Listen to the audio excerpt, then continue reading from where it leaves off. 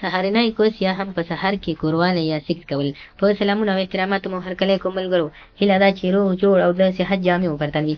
زه یو ځل بیا ستاسو په خدمت کې د یو نوي ویډیو سره حاضر یم.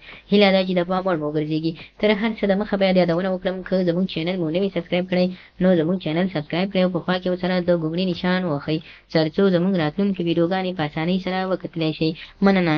په سحر کې سیکس یا هم کوروالی کول. لکه څنګه چې تاسو به ډېرې داسې ویډیوګانې اورېدلې وي چې تاسو ګواکې سوچ کړی وي چې په کوم وخت کې سیکس کول ډېره ګټه لري. هغه خلک چې دغه ویډیو واوري چې عمر یې خوړلی وي او ډېر عمر یې تېر شوی وي، تر 15 یا هم 30 نه پورته کوم خلک چې وي، نو دغه ویډیو دې حتما وګوري او ضروري ویډیو ده. تاسو کولی شئ چې د سحر له خوا نه سیکس وکړئ، خو په دې شرط چې تاسو د شپې له خوا نه هغه خواړه وخورئ چې ډېر ویټامین داره وي. که څنګه هم د سپین ږیري یا هم د بوډا سړي یا هم د تېر شوي عمر والا سړي بدن ډېر انرژي ته پخپله هم ضرورت لري، خو دغه راز باید تاسو دومره انرژي واخلئ چې هم د خپل بدن لپاره کافي شي او هم د ستاسو د شهوت د پوره کولو لپاره کافي شي. نو تاسو کولی شئ د شپې له خوا نه چې کوم ځوان یوه مڼه خوري، نو تاسو کولی شئ چې 2 وخورئ.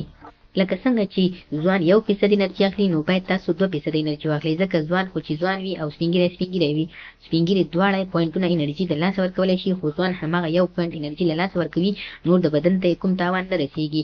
نو بیا چې کله هغه هم سپین ږیری شي ستاسو په شانتې کېږي. نو تاسو کولی شئ چې د سحر له خوا نه په دې طریقه سیکس وکړئ چې تاسو په سحر کې د شپې له خوا نه تاسو هغه کوم ویټامین دار شیان خوړلي وي د ورزش وروسته، یعنې کله چې تاسو په بازار کې یا هم د سړک د غاړې ورزش وکړئ، داسې ورزش وکړئ چې د لمونځ نه وروسته پاڅېږئ او ښه یو څو دورې ووهئ، تازه هوا واخلئ، تر څو سږي بدن مو ټول داسې نرم شي چې هر څه ته آماده شي چې یو ځل کوئ نو 3 ځله به بیا تاسو سیکس کوئ. بیا تاسو وګورئ چې ستاسو په بدن کې، ستاسو ذهني فشار کې، ستاسو نور بدن اعضاو کې به څومره فرق راغلی وي. دغه طریقه سیکس یعنې په سحر کې سیکس کول تر ټولو بهترین او ښه وخت دی د هغو خلکو لپاره کوم خلک چې عمر یې زیات وي، تر 15 30 40 پورې. نو هیله کوم ملګرو چې زموږ د ویډیو څخه غلط مطلب هم وانخلئ، زموږ ویډیو لایک کړئ، شیر کړئ او زموږ چینل هم سبسکرایب کړئ.